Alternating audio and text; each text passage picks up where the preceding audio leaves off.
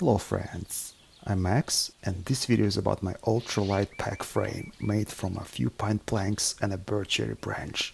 Concurrently I wanted to answer questions that I get a lot, which is if I have any weapons at my log cabin camp. This is my DIY bow that I only use for fun and self-defense. However, there were more questions that you guys posed about my homemade pack frame, which is why I'm publishing this pack frame video first.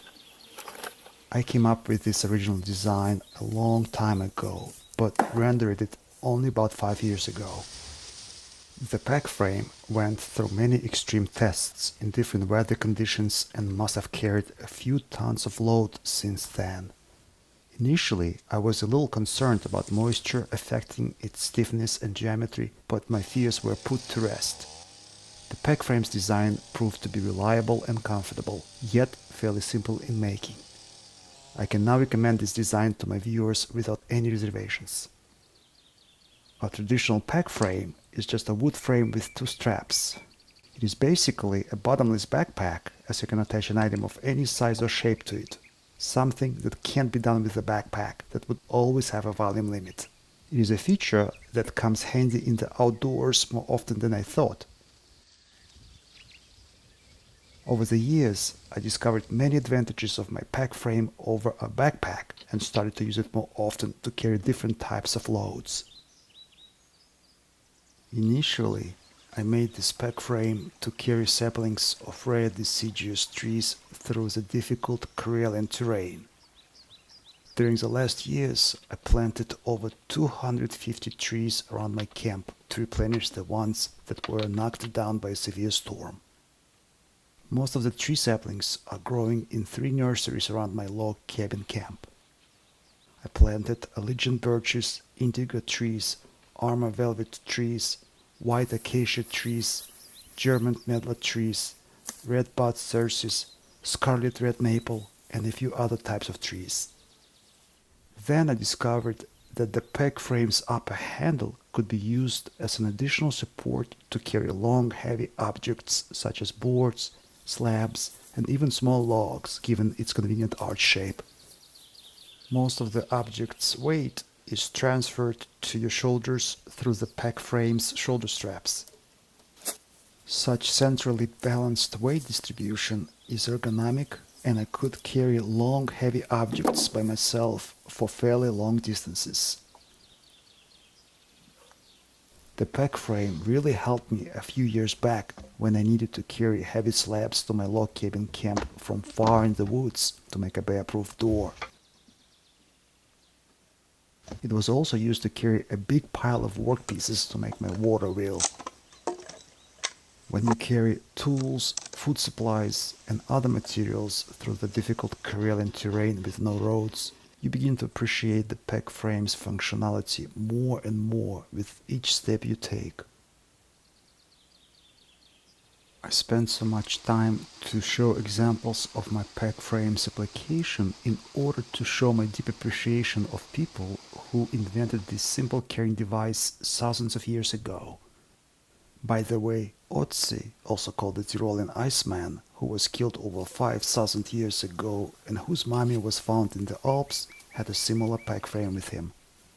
Unlike the Tyrolean Iceman's pack frame, mine has side supports and a bungee cargo net.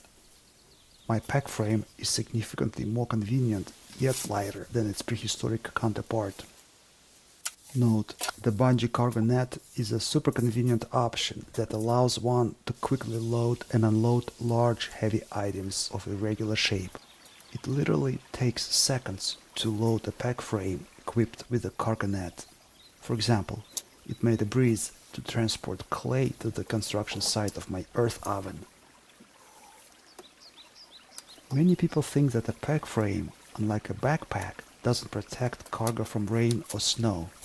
That is not entirely true, at least in my case, as I use waterproof bags attached to my pack frame when I go for long hiking and kayaking trips. As a result, everything is moisture sealed yet easily accessible.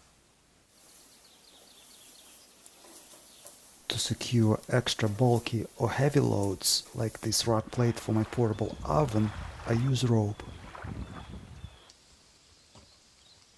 Okay, Now let's talk about the pack frame's design and making process. First, you would need 3 thin planks made by splitting a piece of wood along the grain. This process is also called riving. As a result, the grain of the wood follows the piece being fabricated. Such planks are much stronger than saw-cut planks of the same size. The froe's long handle has enough leverage to easily split even large log sections into planks or roof shingles. Okay, I got 3 planks and now it is time for finishing touches.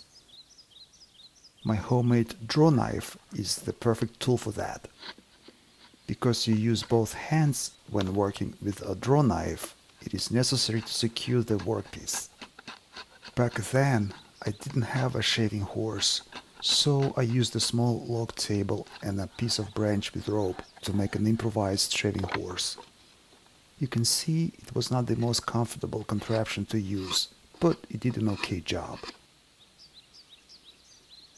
The planks are all finished and now it is time to make mounting holes in them. The best way to make holes that I found was to burn them through using a long piece of steel wire. This way you can make countersunk oval holes in one step. It's an easy job that can be done on a rainy evening while warming up next to a campfire. They say the Iceman's pack frame was finished with tar. I decided to do the same. I have shown the process of making tar from pine roots in my previous videos. I will leave a link in this video's description. Now it is time to make the side supports.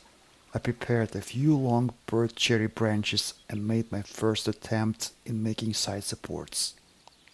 Using a knife, I removed some wood where I wanted to bend the branch into a side support.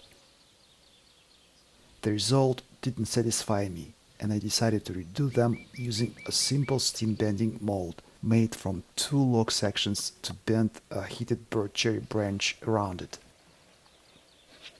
Now it is time to share 2 secrets on how to easily bend a birch cherry branch into the pack frame's side support without breaking it. You can't see it in the video, but I'm pulling the branch with all my might while slowly bending it. If you don't pull it hard enough, the branch can crack. Note, both side supports should be of equal thickness and shape.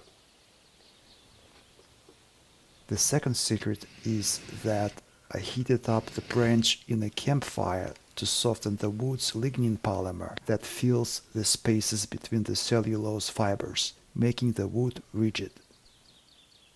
Once cooled, the lignin rehardens and retains the branch in its newly formed shape. Make sure you don't debark the branch before heating it up in the campfire, otherwise the method wouldn't work without using a special steam chamber, which is hard to come by in the woods. This is why I debarked the pack frame's handle only later. Now we just need to put all of the parts together. I used a PET polymer rope that I cut from a plastic bottle using my bottle cutter jig. I showed how to make such jig in one of my older videos. I will leave a link below. Note, I connected the pack frame's parts somewhat loosely, especially the bottom support, since it should be foldable for carrying long vertical loads. Even though the pack frame is ultra light, it proved to be super strong. I must have carried a few tons in it during the last 5 years and it held up just fine. Only this year, the upper arch got a bit loose and I reinforced the polymer rope joint with 2 wire clamps using my homemade clamping tool. If you have ideas how to further improve the pack frame's design, I would love to hear them. I read all of the comments.